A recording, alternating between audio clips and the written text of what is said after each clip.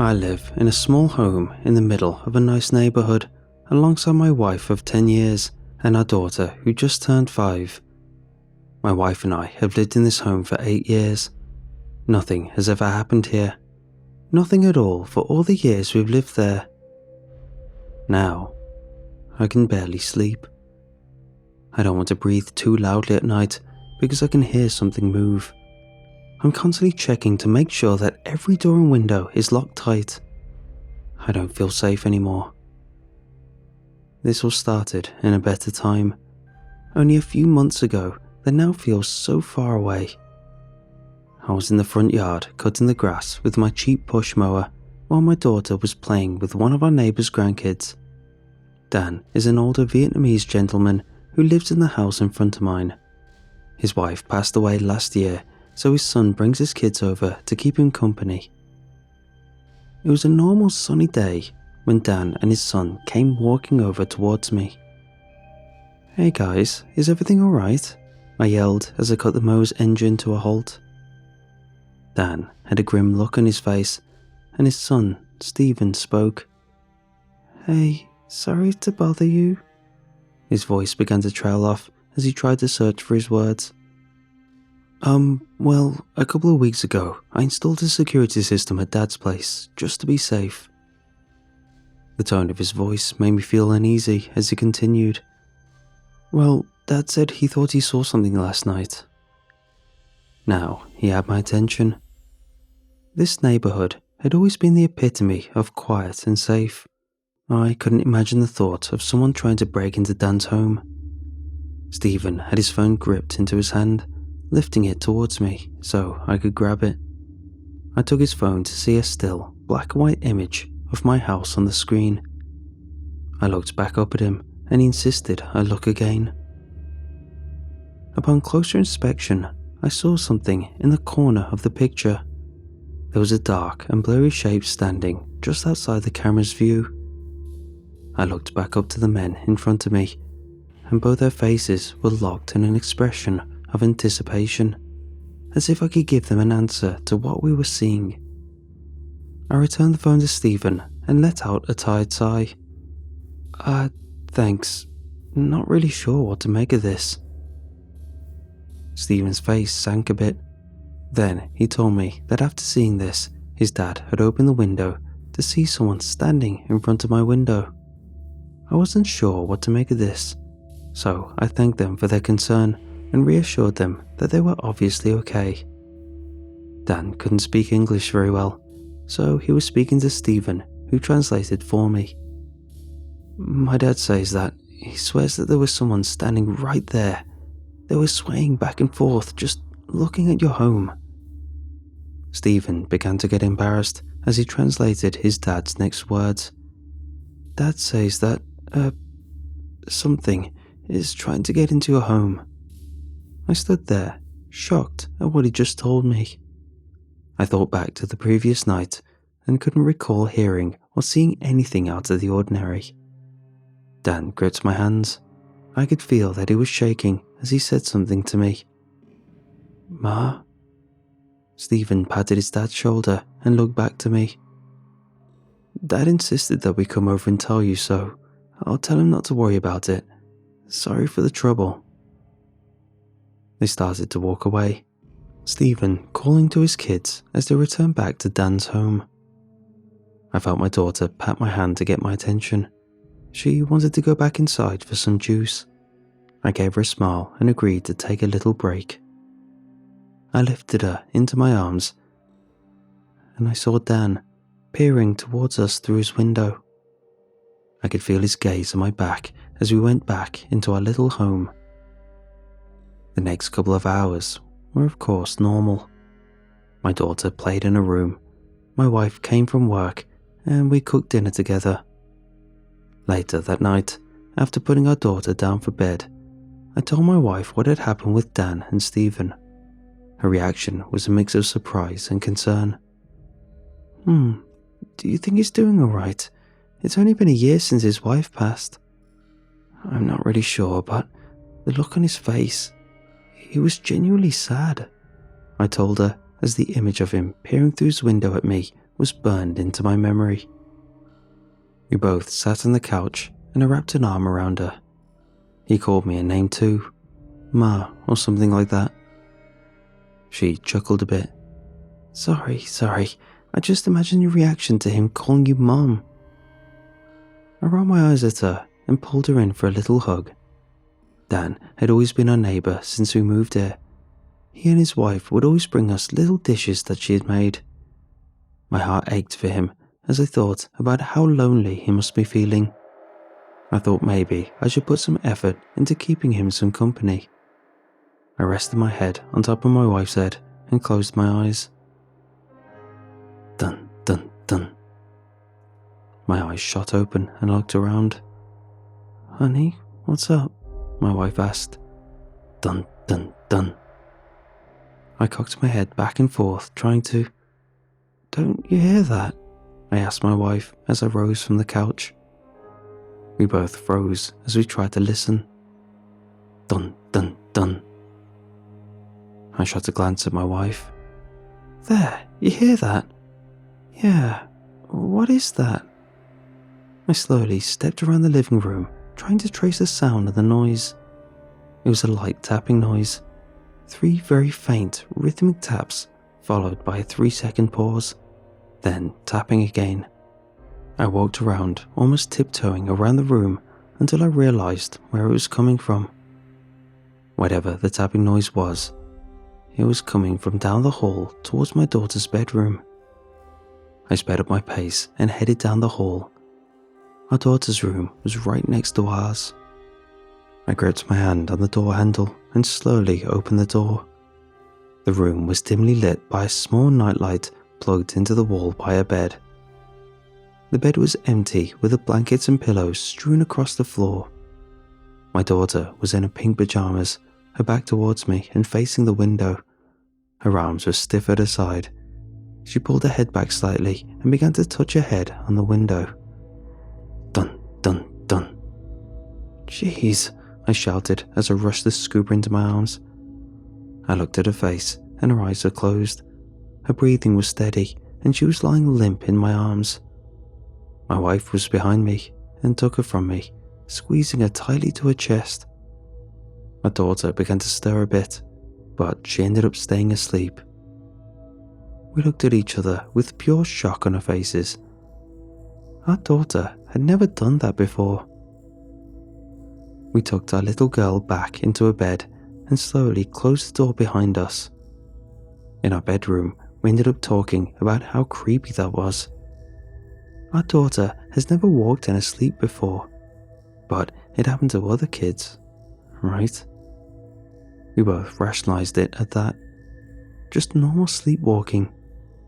But something didn't sit well with me. My wife eventually fell asleep, but for some reason, my heart hadn't calmed down. I kept thinking about the image of something outside of my home and my daughter's window leading straight to the front yard. I ended up staying up for a while longer, until at some point I fell asleep. A couple of hours later, my wife's hands were shaking me awake. I was groggy and didn't know what was going on, but when I looked over to her, she had tears streaming down her face. Outside of her home was an ambulance and police cars. The rest of her neighbours were standing in the yard trying to catch a glimpse of what happened. Stephen was on the sidewalk as Dan's body was being transported away in a cadaver bag. The police eventually came over to ask us a few questions, but we had no answers for them. At some point in the middle of the night, Dan had left his house and passed away in the centre of the street. I couldn't believe what I was hearing. It was just yesterday when I talked to him. Dan was an old man, so the police just thought he had a heart attack. But the strangest thing was that he had a hammer gripped in his right hand. After the officer asked their questions, they packed up and went off. I tried to talk to Stephen, but he was nowhere to be seen after all of that. I spent the rest of the day just thinking about Dan and his last word to me. Ma. The rest of the day was a blur, and night eventually came.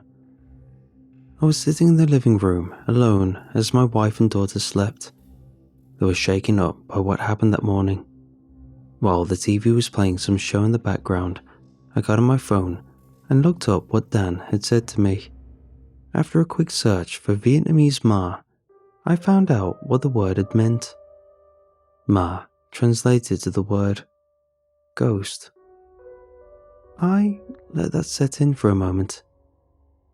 Dan had thought that a ghost was trying to get into my house.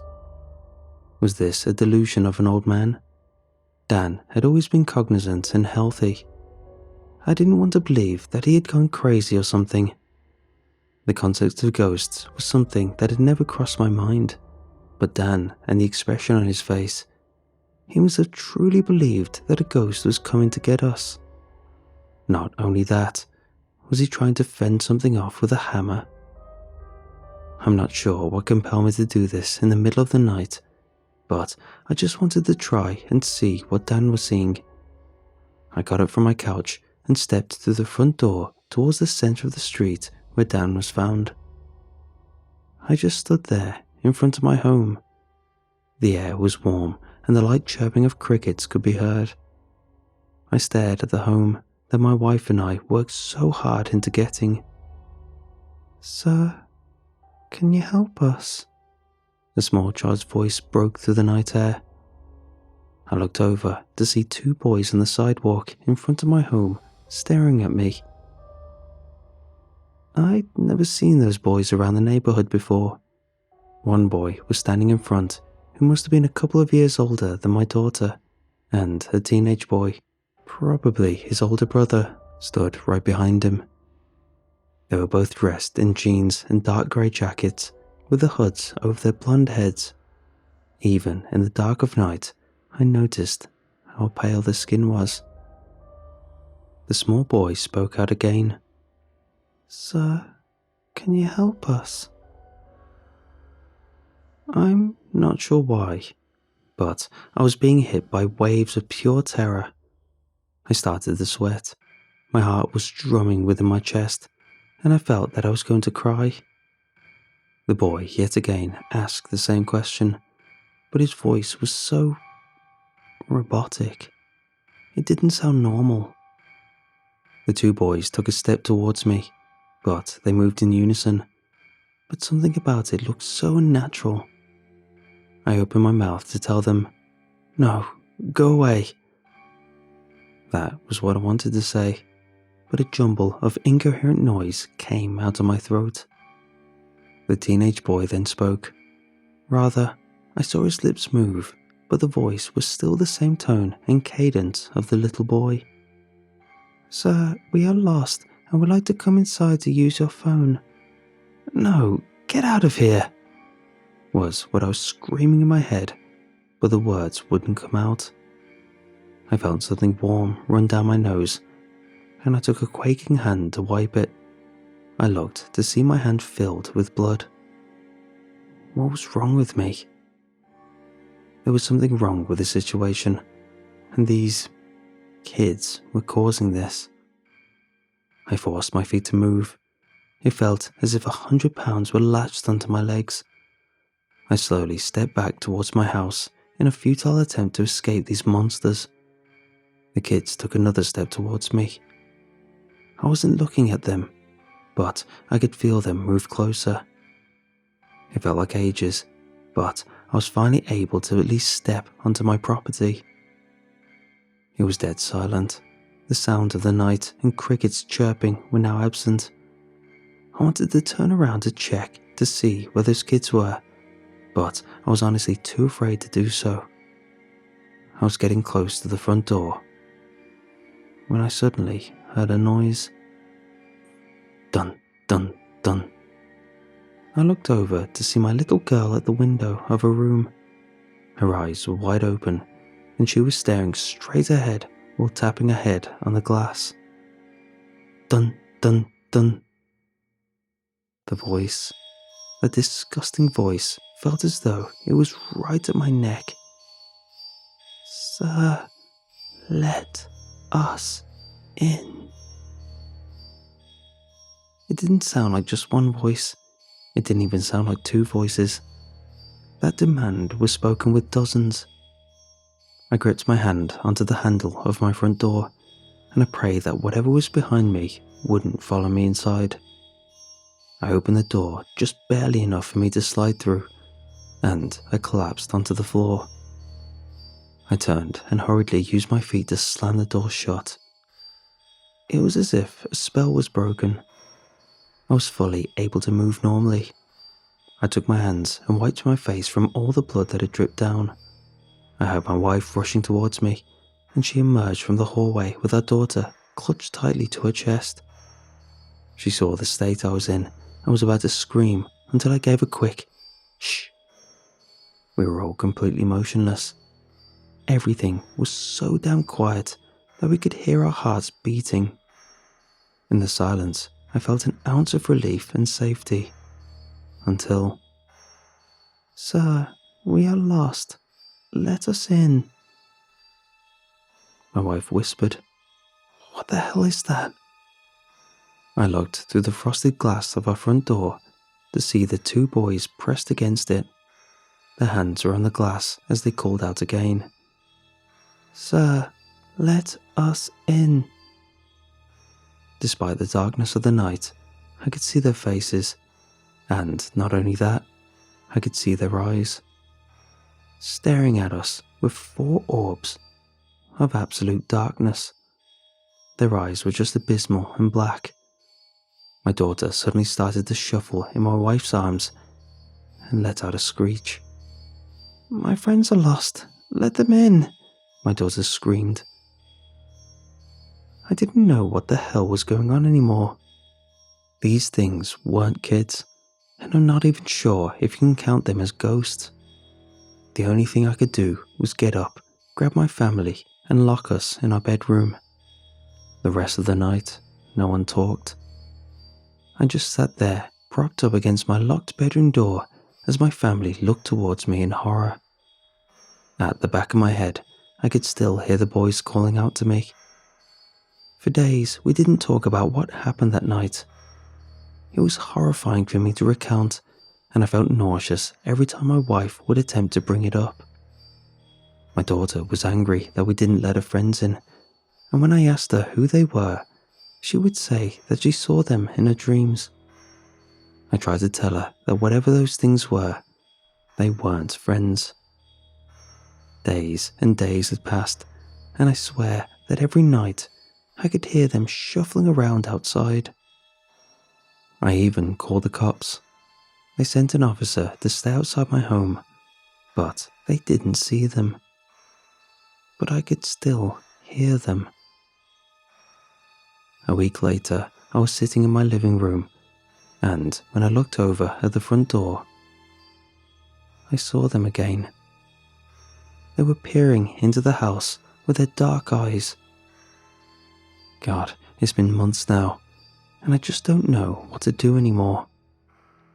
These days, I've stopped thinking about how this started, but when they will come back.